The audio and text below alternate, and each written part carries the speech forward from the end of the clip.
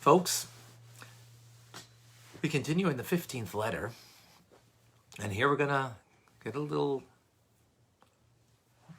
greater, or a lot more awareness, understanding of who we are, the makeup of our soul.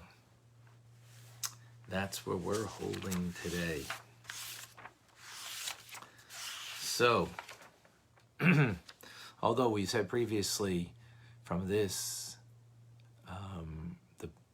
where the thrust of this is ultimately for us to understand ourselves, because when we know ourselves, then we can also know God, because of that part that within us is a part of Him, even though quantitatively and qualitatively they are very much removed or different. But yet, it will give us some kind of appreciation of our Creator. Okay. So, God has chose, so to speak, to express Himself with 10 faculties or 10 spheros, divine attributes, and we likewise have. So we start with the emotional, and the reason why we start with the emotional is because here we're speaking, as opposed to tomorrow's class, we'll speak about from the godly soul's perspective. Here we are going to have an understanding from the human soul or the / animal soul and its perspective. In the animal soul, it means that it is self-directed. Self-directed doesn't mean it's bad. It's bad in the very sense that it is self-directed. But that doesn't mean it's engaged in negative or bad behavior. On the contrary, the metaphor we'll have over here is to understand from good behavior. But it's good behavior, so to speak, from the human condition. Which, if we get this good and get this straight, pretty good. Okay, so we begin with the two basic roots of all of the emotive attributes, and they're the right hand and the left hand, something we've been speaking about. Chesed. Chesed is the right. It is acts of loving kindness. The inner dimension is love. The outer dimension is an act of kindness. The inner dimension of love propels the outer dimension of kindness, as you do an act of kindness to those that you love. Makes sense, right? It is the strong hand, the right hand. So if you're a lefty, so this is your right hand in this concept, at least, right? So it is your strong hand.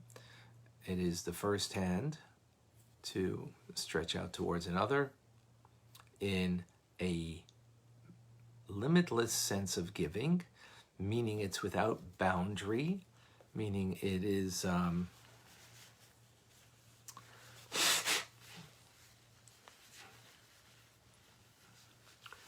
without boundary means, it doesn't mean you're giving everything you got. That's not what it means. It means you're not withholding, you're not giving based on a judgment. You're giving based out of a desire to give. So the example we've given before is like a host should just be chesedic, kind, effusive giving, without any kind of restrictions. Now that doesn't mean you have to give, 6 different types of pancakes and 8 different types of eggs for breakfast that you're making for your guests. That's not what it means. It means that you're giving with an open hand. There's nothing held back. You don't say to your guest, well, choose, take one. Don't take 2. You might say that to your kids when the guests come over because you might not have enough. But they're not guests. But to your guests, you don't say that. Whatever they take, right? That's just an example. The left is gvura. Gvura means stern limitation, contraction, restraint, holding back, the giving. It's the weaker hand because to hold back, you should do so not as firm, not as strong. Like the mother who withholds ice cream from her child before dinner. That's an act of restraint. Why is it weaker? Because it's not the fundamental thing of life is to give. The fundamental thing in life is a yes. But there's times you have to say no. We weren't created ultimately just for the no. We need boundaries. We need to be able to have proper boundaries. But, the stronger element is the chesed. Why are they the two hands? Because they're expressive. Hands, you talk with your hands, right? When you're animated, you get your hands engaged and involved and so on, because they're expressive, they express passion. So, chesed and gvura are the two most passionate. Together with the third, which is rachamim, compassion, having a pity on a person when it's appropriate. In other words, a drug addict, you don't have compassion and give them money. That's inappropriate. Now, each one of these, of course, attributes are appropriate in the appropriate setting. So again, for the host to be kind, to be gvurdik, have restraint, but not be a good host. For the mother to be all embracing and giving before dinner, the ice cream, inappropriate. Inappropriate. Again, using that as a metaphor. Could there be an instance that it is appropriate? Yeah, I'm sure there is. But that's not the point over here. We're giving this by way of metaphor to understand the concept, right? So compassion also, not always appropriate to have compassion. Sometimes it's inappropriate, again, like the drug addict, to give them money out of compassion. So compassion is called tiferes, which means literally beauty. Something beautiful is when there's a symmetry between several things. So for example, a garment and its colors, if there is proper balance of the colors, there's a proper symmetry, then you have something beautiful. So that's what compassion is. Compassion is the torso of the body that has an extension of it, the hands for this part of the metaphor, which means it's got the balance of the right and the left, because compassion really is an act of kindness, but it's an act of kindness that also incorporates gvura, restraint, holding back. Why do you hold back? Because you made a judgment. You made a judgment. It's supper, and you're making a judgment that your child shouldn't have an ice cream before supper. That's a judgment. Yes, and we need to make judgments. And therefore you're withholding. So there's a judgment likewise over here in the individual who you are showing compassion. There's a judgment in the sense that you are taking into consideration their situation. You're understanding their situation. They don't have. They're lacking. That itself is, in a sense, is a judgment, right? They don't have. And it's not something that is coming to them. In other words, from a judgment point of view, let's give an example.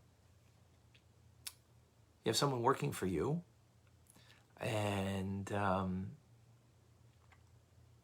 they're having They work per hour. They make $25 an hour, right? And they're having some troubles.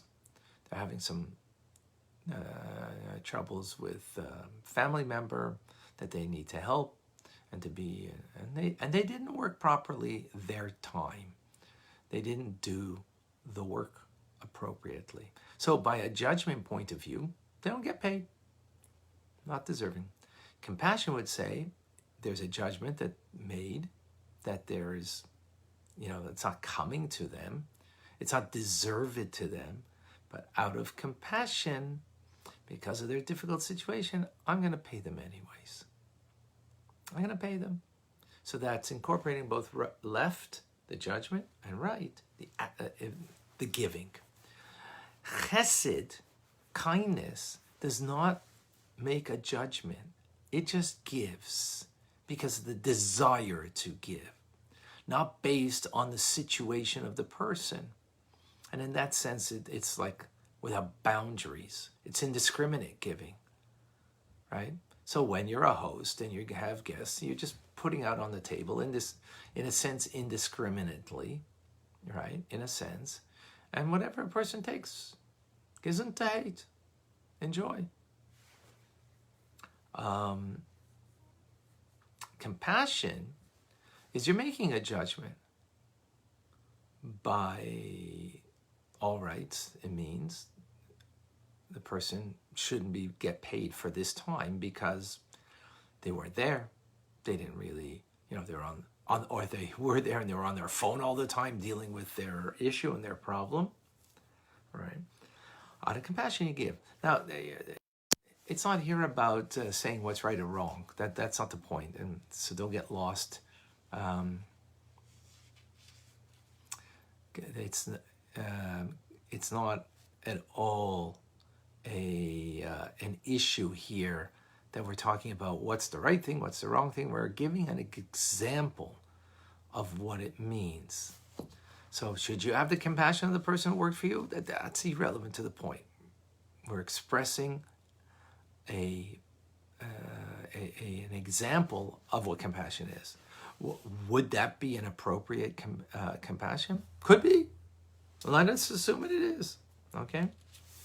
Okay, now, these three we're probably a little familiar with because we've discussed it in many different instances. The upside of these three first, the upside to them is that they're very animated, very passionate, yes, no, compassion, indiscriminate giving, holding back, refrain.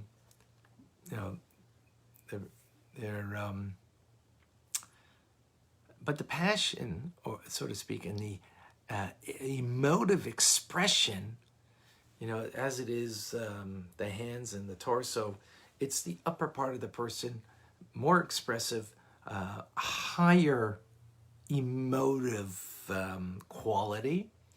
But the problem is, emotions are all about, ultimately, what's the point of an emotion? Is our connection to the other, right?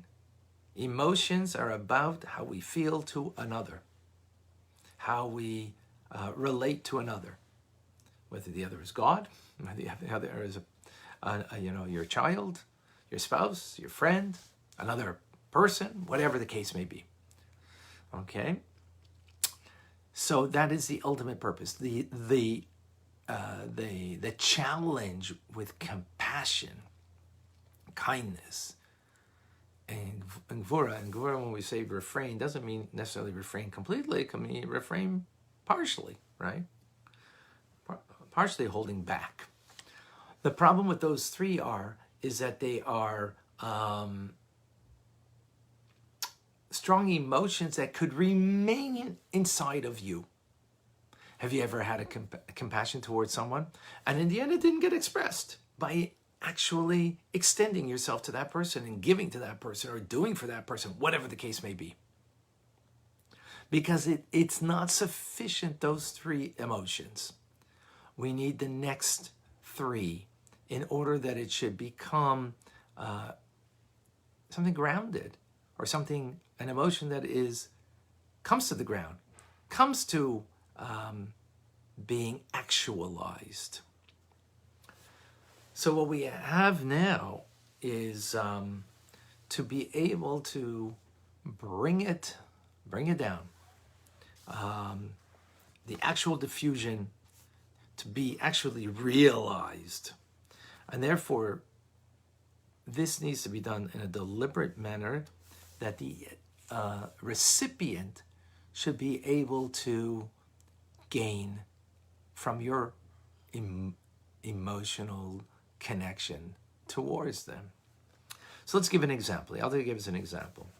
If you want to teach something, an intellectual subject to your child, right?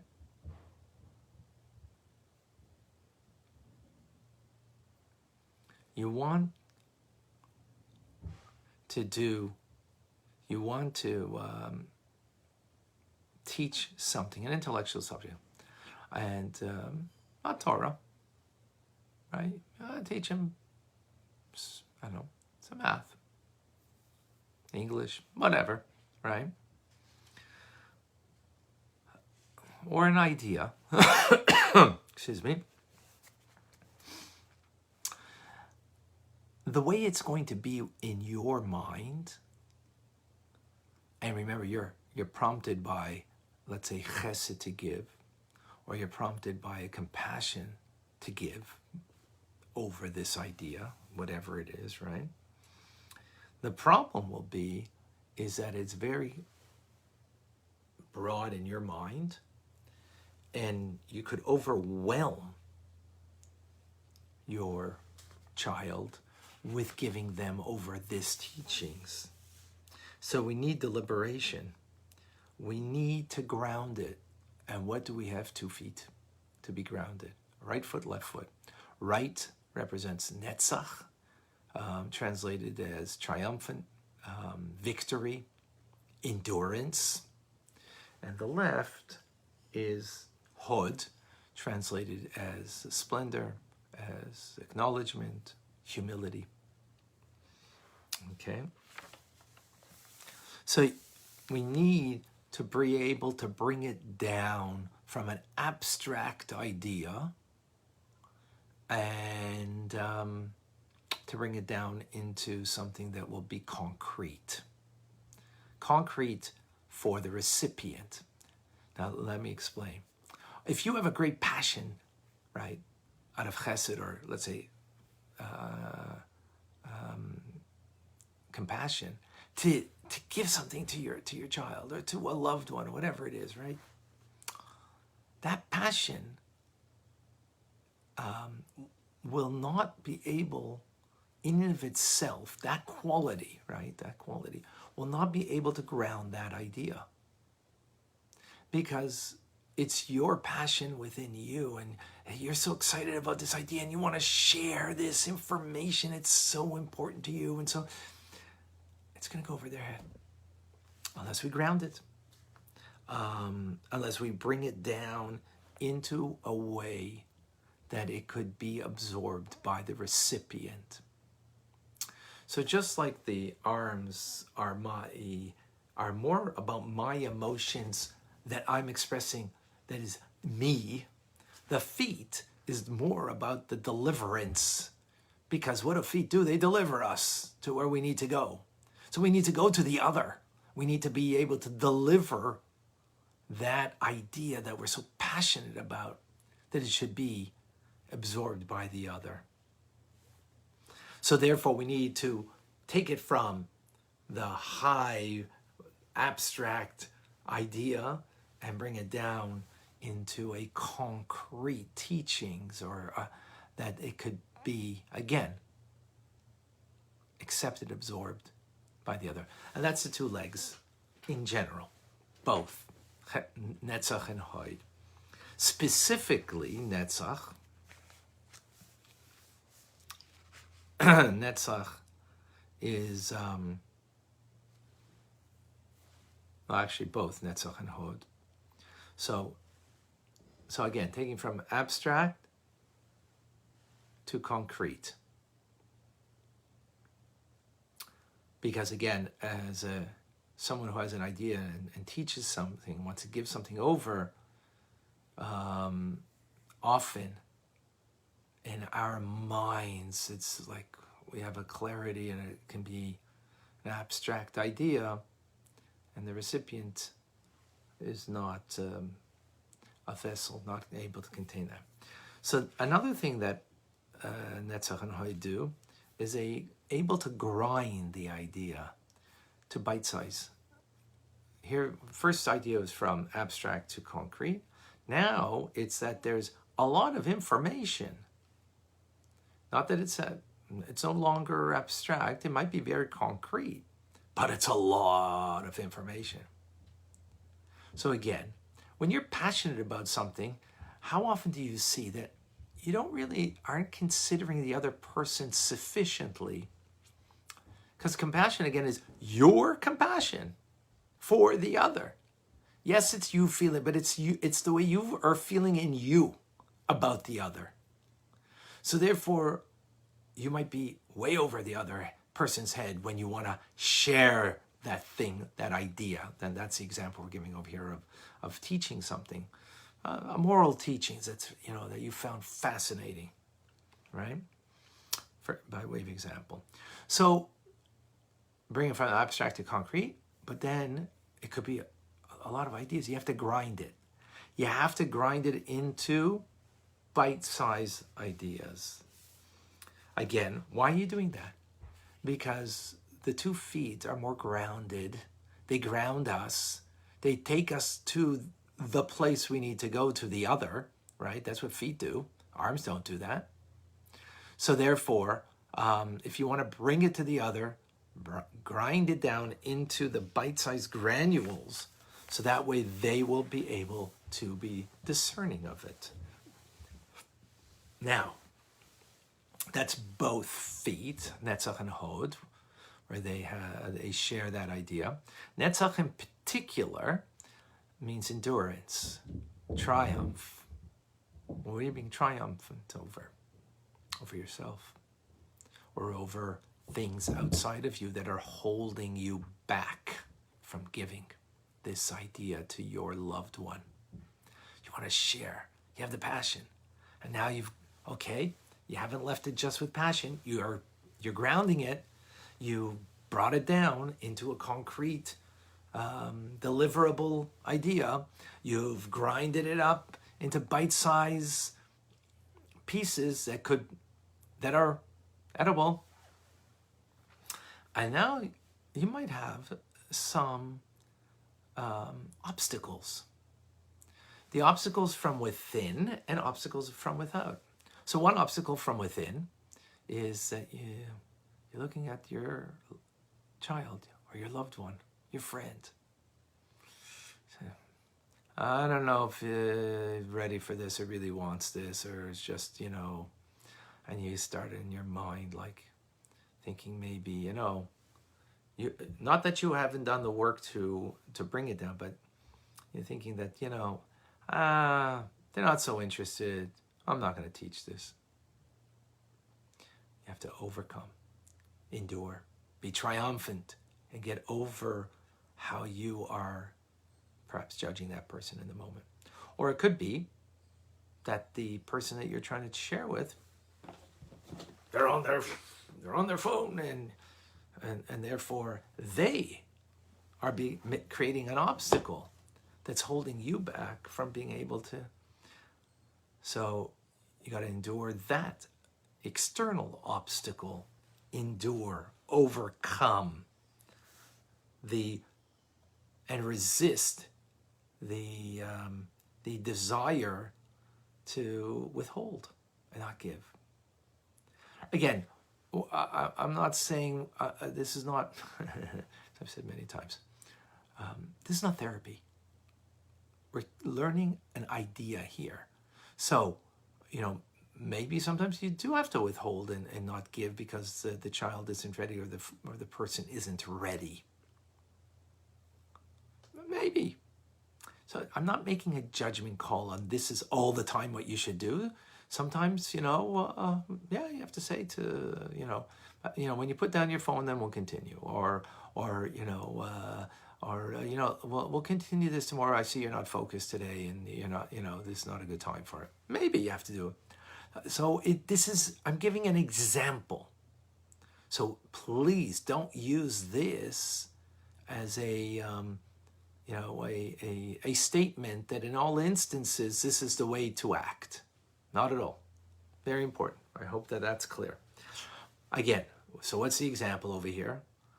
The student, the child, the friend is preoccupied and not there. So they're creating this obstacle, or there's another obstacle. Maybe not them at creating it. Maybe there's some, it's raining and I got to go over to teach. And I'm afraid of, walking in the rain because I'm so sweet. I might melt in the rain. So there's those outside obstacles that I have to overcome. Whatever it is. Endurance, netzach, is being triumphantly enduring all those things that are resisting you from giving. Now, in this letter, there's an omission, there's something missing, and that is hod, specifically explaining hod. It is it's just something happened to the letter and it's missing from the letter. Briefly, the difference between hod and netzach is more about you enduring and being triumphant and overcoming those things that are obstacles, whether they're within you, in your head, or something outside of you that is creating it. But it's more about you and working in through you. Hod, splendor, acknowledgement, humility, is more of an emphasis on how you view the other. And therefore it's the left side. The left side is more about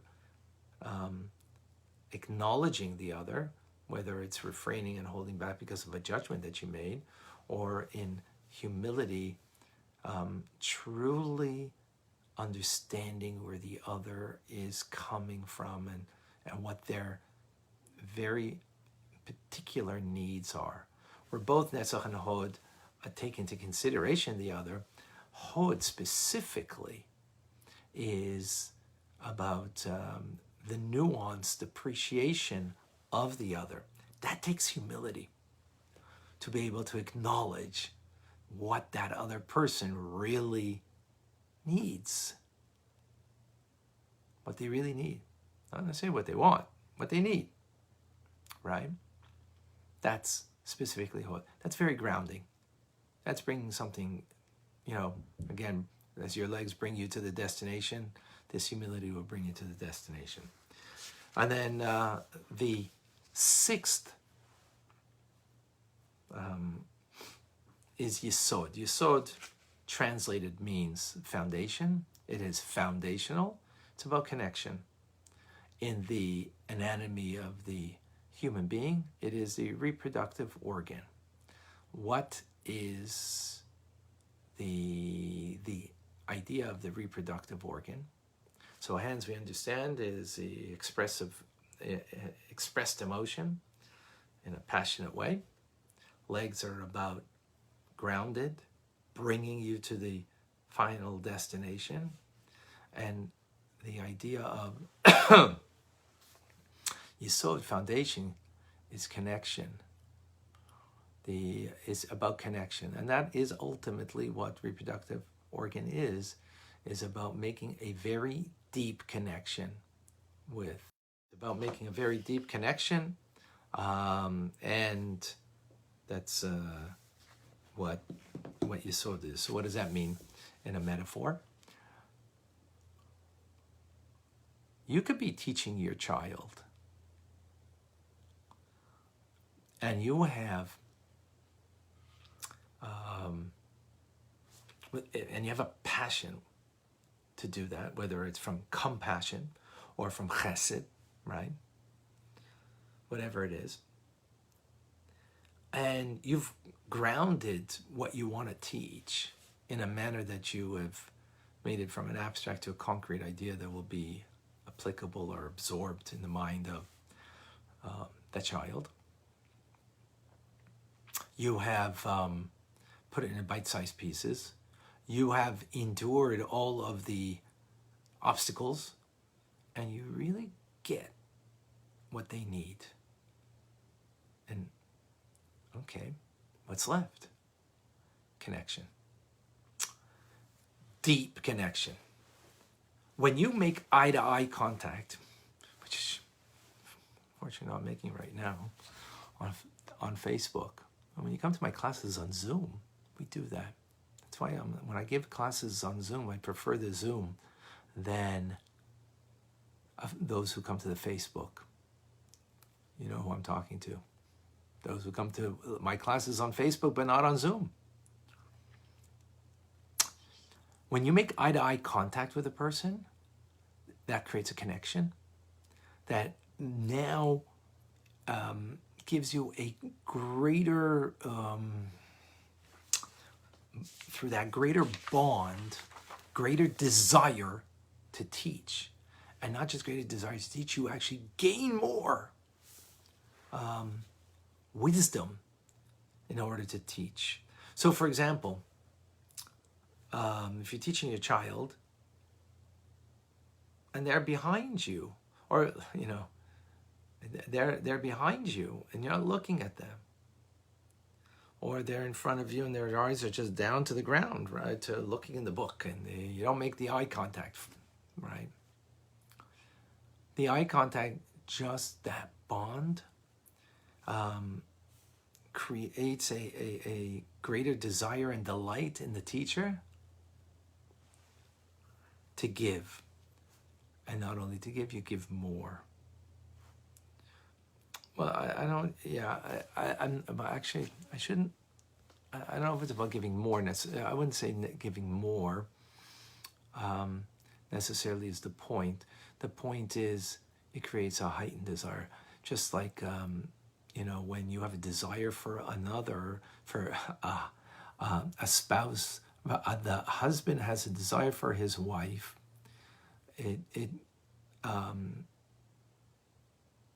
that creates more spermatoza. And it creates a greater desire to connect. So that's by way of metaphor.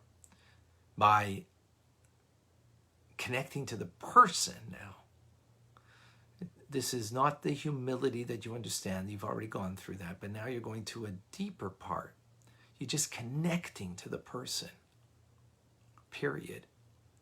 Again, eye-to-eye contact is, the way, that's how you connect, right? The eyes are the window of the soul. So you see, so to speak, their soul. Connect to their soul. That creates in the teacher and student a greater capability, or for the student rather, a greater capacity to absorb the teachings because of the connection. How real that is. By the way, that might be on your side because you see me. I don't see you, but you see me. So that, the fact that you see me and looking at me, perhaps, you know what? Yeah, for sure it does. As opposed to if you are doing something else, right, at the same time, but not looking, so there isn't that sense of connection, even though you know that I'm not seeing you, but you sense the connection by seeing me, right?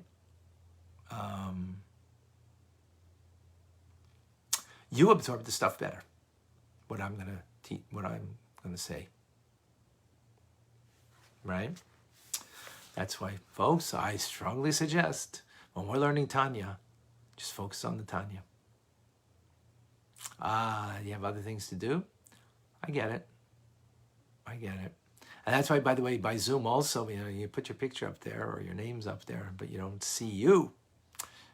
It's lacking in that connection. So then there's Malchus, which the Alter Rebbe doesn't explain here. I don't know if that's also an omission. Not certain. Then the Alter Rebbe goes briefly into the three intellectual parts. Chachma bina v'das, wisdom, understanding, and knowledge is how we translate it. Wisdom is the seminal point of an idea. Bina is the elaboration or the building of the idea, the development of it. Bina from the word to build. And it's breadth, length, and depth to taking an idea. And then finally, das, which is particularly what the Alter Rebbe speaks about over here, which this world is sadly missing das. Das means to connect. Just as Yesoid is connection, right? But that's on an emotive level, connection. There's also an intellectual connection. When you connect with an idea intellectually, means that it becomes in your head, and eventually then feeds your heart, a real idea, becomes very real. So the example I always give, a person who's really lacking das is like a doctor who knows all the ills of smoking and yet smokes, right? Again, it's an example. Maybe there are no doctors that do that, hopefully. But how could it be that a doctor would smoke? Is because it's a piece of information, bina, but he hasn't connected with it, meaning hasn't personalized it, hasn't made it real, hasn't become something that's really just a fleeting piece of information, and rather it becomes a real piece, a real idea, a meaningful, something that has impact. That's what das does. As the word das comes to the idea to connect.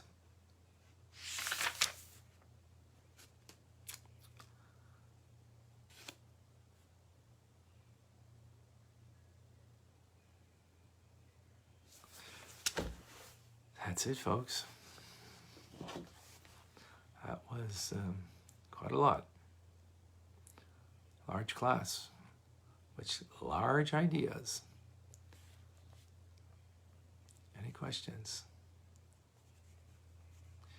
If you have any questions, you can put it now, because if you did something previously, I might not be able to see it now. But if you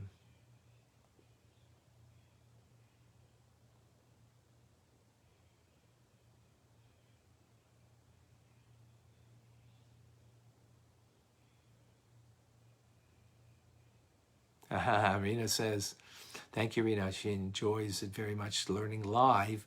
Why? Because there was that connection made. Yeah, very true. Thank you. And it says she's got to listen again to the class. A lot of information here. Yes, there was a lot over here.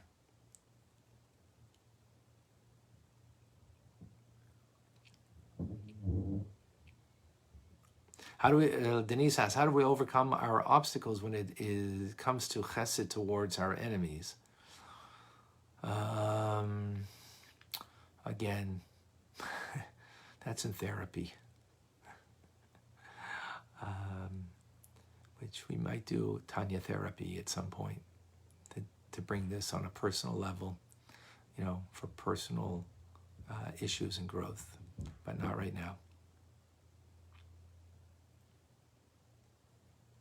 Thank you, Karen.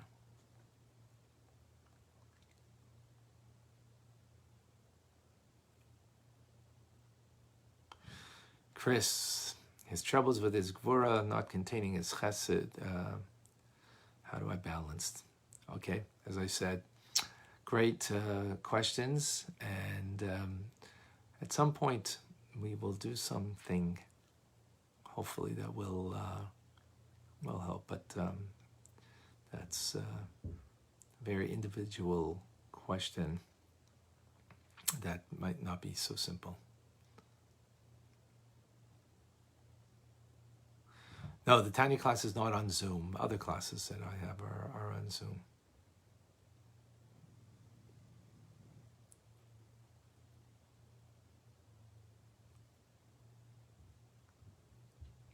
Okay, Eric. Yeah, a lot to process.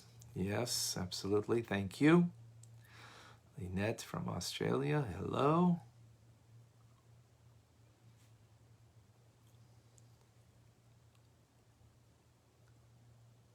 So, Saramalka asks, can we say that the connection of Das is within ourselves, but the connection of Yesod is in our emotions that relate to others? Yes. So Das, because it's intellectual, right? It doesn't. It is meant to feed the emotion, to have an emotional response. So, for example, when you know how bad smoking is, that you have a hate for it. Das will feed the heart in order to have that feeling. So it's Das's purpose is to bridge the intellect and the emotions, but it is an intellectual process rather than an emotional process. So Das, the way you deal with Das is that you got to meditate, contemplate, think about, as profoundly as you can, whatever it is, how terrible, how terrible I acted to my loved one, or how wonderful that it is, and the more you meditate, it will seep into your heart. So it's an intellectual process from within. Its goal is to create the emotion. That's the goal of Das. Yesod, on the other hand, doesn't take an intellectual approach. It's about connection. So eye to eye is connection, eye to eye, seeing another, looking at them and making that connection is not an intellectual process. It's an emotive process of connecting to the other. So correct, Sarah Malka, thank you.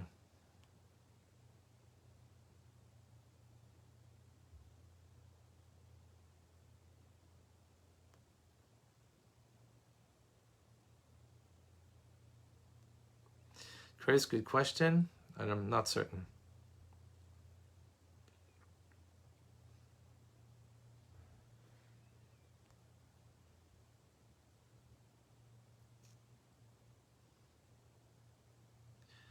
Okay.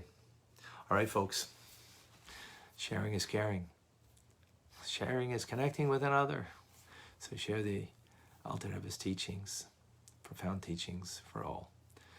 I'm Rabbi Ronnie Fine coming to you from Montreal, Canada, where it's a privilege and a pleasure to share with you the Tanya. Have a wonderful day.